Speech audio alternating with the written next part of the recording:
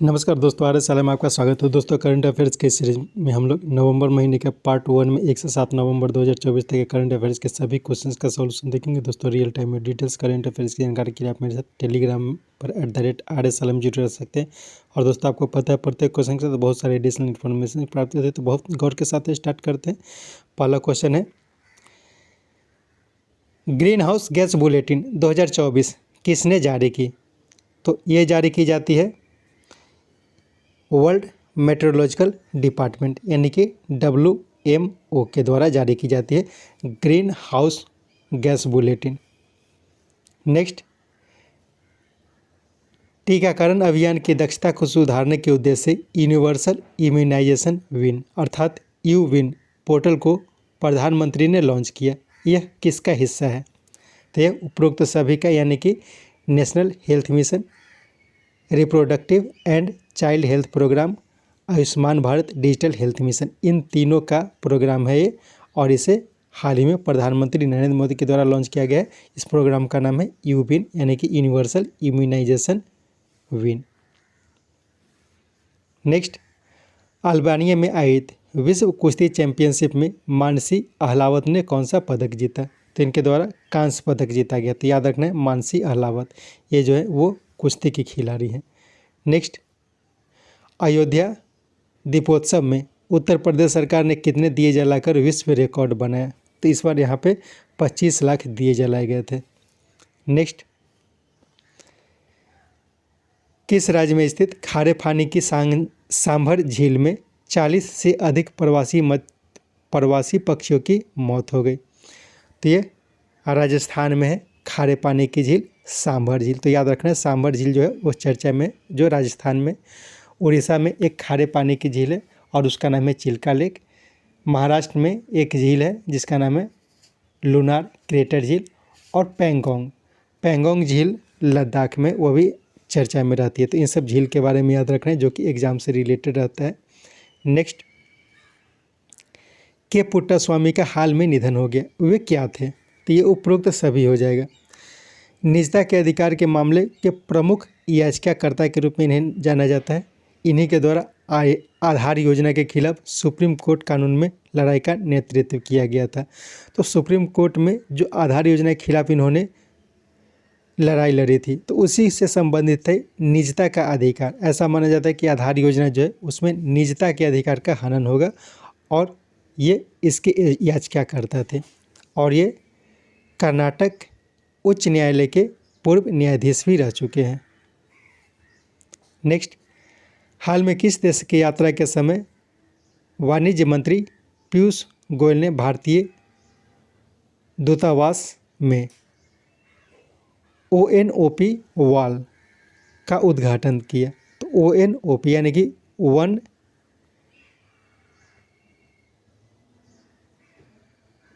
Nation one product, ODOP होना चाहिए, one district one product. ठीक है, one district one product wall का उद्घाटन किया। तो हाल ही में वाणिज्य मंत्री पीयूष गोयल सऊदी अरब की यात्रा पर थे और वहीं पे उन्होंने ODOP वॉल का उद्घाटन किया। इसमें भारत में जो क्षेत्रीय उत्पाद होते हैं उसे बढ़ावा देने की बात की गई थी। हाल ही में पीयूष गोयल के द्वारा सिंगापुर और ऑस्ट्रेलिया की यात्रा भी की गई थी। और जब सिंगापुर की यात्रा पर थे तो उनके द्वारा एक इन्वेस्ट इंडिया ऑफिस का उद्घाटन सिंगापुर में किया गया था। नेक्स्ट, हाल में भारत और अमेरिका के बीच किस अभ्यास का आयोजन आर्चर्ड कॉम्बैट ट्रेनिंग सेंटर इदाहो में आयोजित की गई? तो हाल ही में वज्र प्रहार नामक युद्ध अभ्यास का आयोजन किया गया था भारत और अमेरिका के बीच, और यह अमेरिका के इडाहो में एक है आर्चर्ड कॉम्बैट ट्रेनिंग सेंटर, वहीं पे किया गया है। वैसे देखा जाए तो युद्ध अभ्यास, वज्र प्रहार, टाइगर ट्रम्प, कोप इंडिया, इन सब का आयोजन जो किया जाता है और भारत और अमेरिका के बीच ही किया जाता है। और हाल ही में भारत और अमेरिका के बीच युद्ध अभ्यास नामक अभ्यास का आयोजन किया गया था और यह भारत के राजस्थान में किया गया था। नेक्स्ट, अरुणाचल प्रदेश के पक्के किसांग जिला स्थित किस टाइगर रिजर्व में एक तितली पार्क खोला गया? तो पक्के टाइगर रिजर्व है अरुणाचल प्रदेश के पक्के केसांग जिला में, और वहीं पे एक नया तितली पार्क खोला गया है। नामदफा नेशनल पार्क हाल में चर्चा की में थी, क्योंकि देश का सबसे बड़ा बटरफ्लाई पार्क यानी कि तितली पार्क जो है वो नामदफा नेशनल पार्क, जो कि अरुणाचल प्रदेश में वहाँ पे स्थित है। काजीरंगा नेशनल पार्क जो है वो असम में है, और यहाँ पे हाल ही में देश का दूसरा सबसे बड़ा तितली पार्क की घोषणा की गई थी। मानस, यह भी जो है वो असम में है, मानस नेशनल पार्क। नेक्स्ट, ड्यूमा बोको किस देश की राष्ट्रपति बने? तो हाल ही में ड्यूमा बोको जो है वो बोत्सवाना के नए राष्ट्रपति बने हैं। जॉर्डन के हाल ही में नए प्रधानमंत्री बने हैं जफर हसन। फ्रांस के नए प्रधानमंत्री बने हैं मिचेल वार्नियर, और नीदरलैंड के नए प्रधानमंत्री बने हैं डिक स्कूफ। नेक्स्ट, भारत चंद्रमा पर एक मानव भेजने की योजना बना रहा है। इस संबंध में अंतर्ग्रहीय आवास में जीवन का अध्ययन करने के लिए देश का पहला एनालॉग अंतरिक्ष मिशन इसरो ने कहाँ से लॉन्च किया है? तो एनालॉग अंतरिक्ष मिशन ये हाल ही में इसरो के द्वारा लॉन्च किया गया लद्दाख से।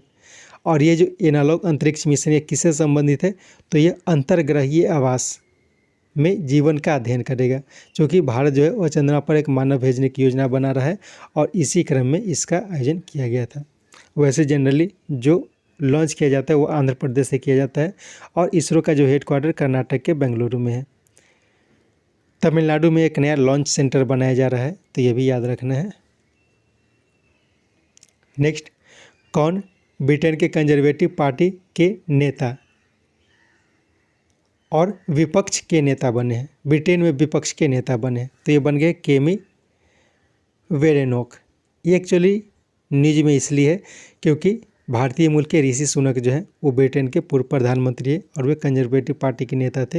हाल ही में उनकी पार्टी हार गई थी, जिसके कारण वे विपक्ष के नेता बने थे। लेकिन अब केमी वेरेनोक जो है वो कंजर्वेटिव पार्टी के नेता और ब्रिटेन में विपक्ष के नेता बन गए हैं। कीर स्टारमर ये हाल ही में ब्रिटेन के नए प्रधानमंत्री बने हैं। नेक्स्ट, यूक्रेन पर रूस के हमले से जुड़े प्रतिबंधों के क्रम में किस देश ने विश्व के 400 से अधिक कंपनियों सहित 19 भारतीय कंपनियों और 2 भारतीय लोगों को प्रतिबंधित कर दिया है? तो ये अमेरिका ने किया है। नेक्स्ट, इंटरनेशनल लेबर ऑर्गेनाइजेशन की 35वीं गवर्निंग बॉडी की बैठक का आयोजन कहाँ किया गया? तो हाल ही में इसका आयोजन जो किया गया वो जेनेवा में किया गया है। कोलंबिया के बारे में याद रखना है, हाल ही में COP16 जैसे कॉप होता है कॉप, तो COP28 का आयोजन हाल ही में किया गया था। और इस तरह से COP16 जो था वो United nation convention on biological diversity, ठीक है। तो United nation cooperation convention on biological diversity इसके COP16 का आयोजन जो किया गया था हाल ही में कोलंबिया में किया गया था, ये याद रखना है। COP29 जो नॉर्मली COP29 के नाम से जाना जाता है, तो COP29 का आयोजन इस बार जो किया जाएगा वो अजरबैजान में किया जाएगा।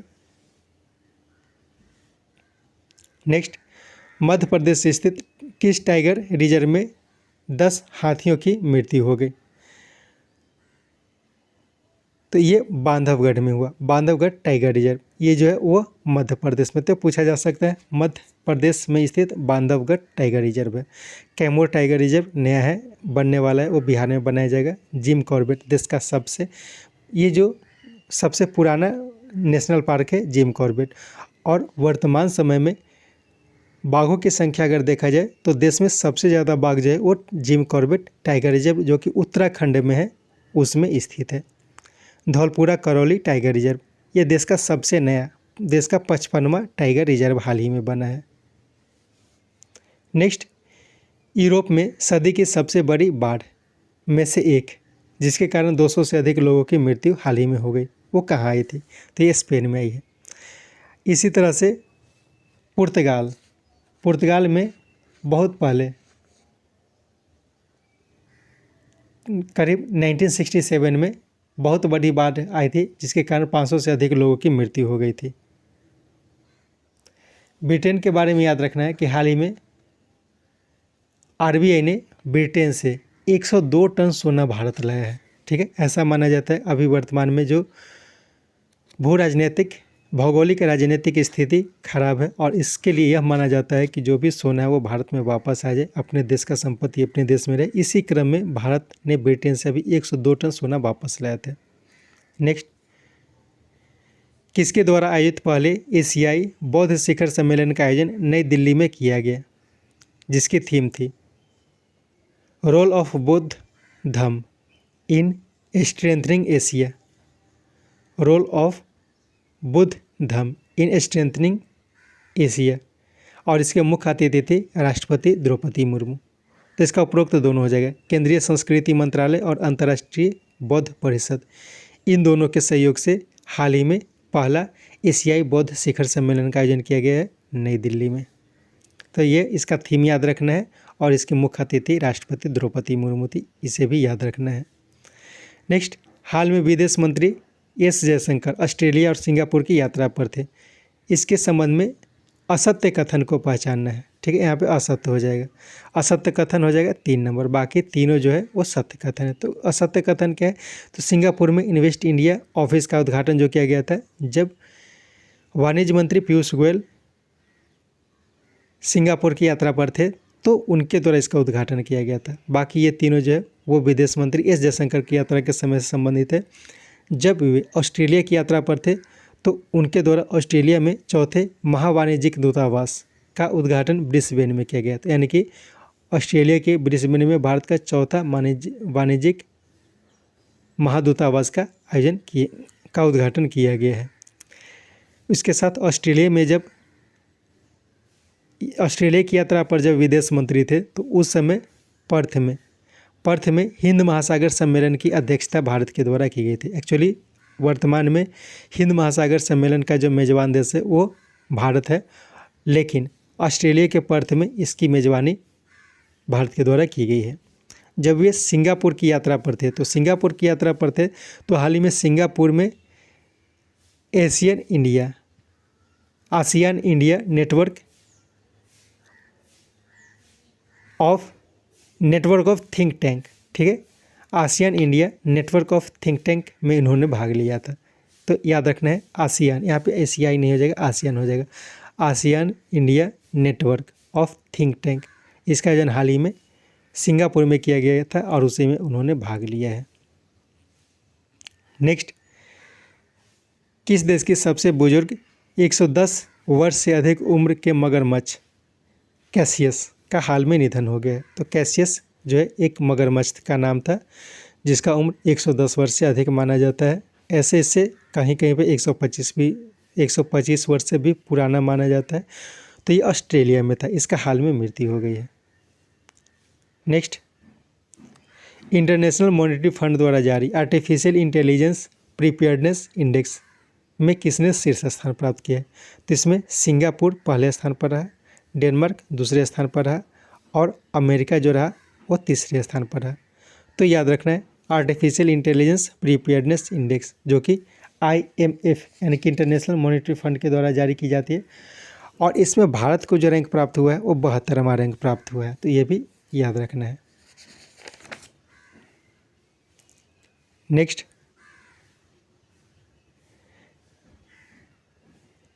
किस राज्य के फेंक जिला का भाग मेलूरी सब डिवीज़न को राज्य का 17वां जिला बनाया गया है? तो ये नागालैंड में एक फेंक जिला है, तो उसी का एक सब डिवीज़न था मेलूरी, उसे एक नया जिला बना दिया गया था। यानी कि नागालैंड में अब कुल 17 जिले हो गए। सबसे लेटेस्ट जिला जो होगा वो मेलूरी होगा। नेक्स्ट, किस राज्य के हो भाषा को संविधान की 8वीं सूची में शामिल करने की मांग की गई है? तो हो भाषा ये जो है वो झारखंड की है, और इसे संविधान की 8वीं अनुसूची में, यानी कि जो भाषा को सम्मिलित किया जाता है वो 8वीं अनुसूची में सम्मिलित किया जाता है। ये भी क्वेश्चन याद रखना है। इसे झारखंड सरकार ने इसकी मांग की है। नेक्स्ट, इंडोनेशिया में हाल ही में कौन सा ज्वालामुखी फटा? तो इंडोनेशिया में हाल ही में माउंट लेबोटमी ज्वालामुखी फटा है, लेबोटामी ज्वालामुखी फटा है। नेक्स्ट, हीट वेव को हाल में किस राज्य ने राज्य विशिष्ट आपदा घोषित किया है? तो तमिलनाडु सरकार ने हाल ही में हीट वेव यानी कि जो लू होता है, उसे उत्तर भारत में इसे लू कहा जाता है हीट वेव को, तो उसी को विशिष्ट आपदा, राज्य विशिष्ट आपदा के रूप में घोषित किया तमिलनाडु ने।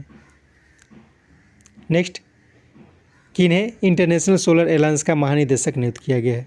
तो हाल ही में आशीष खन्ना को अजय माथुर की जगह पे इंटरनेशनल सोलर अलायंस का महानिदेशक नियुक्त किया गया है। और इंटरनेशनल सोलर अलायंस जो है उसका हेडक्वार्टर जो है वो गुरुग्राम में, भारत के गुरुग्राम में है। और इंटरनेशनल सोलर अलायंस का लेटेस्ट सदस्य देश जो है वो नेपाल बना है। दीपक अग्रवाल, इनके बारे में याद रखना है। हाल ही में दीपक अग्रवाल को नेफेड का मैनेजिंग डायरेक्टर नियुक्त किया गया था और एस गोपाल कृष्णन को हाल ही में SSC स्टाफ सिलेक्शन कमीशन का अध्यक्ष नियुक्त किया गया है। नेक्स्ट, सामाजिक न्याय और सहकारिता मंत्रालय ने दिल्ली स्थित दिल्ली हाट में शिल्प समागम मेला का आयोजन किया। यह इसमें क्या क्या संबंधित है? तो इसका उपरोक्त सभी होगा। पारंपरिक शिल्प से संबंधित है, लोक संगीत और सांस्कृतिक विविधता, इन तीनों से संबंधित है यह शिल्प समागम मेला। इसका आयोजन हाल ही में दिल्ली स्थित दिल्ली हाट में किया गया है।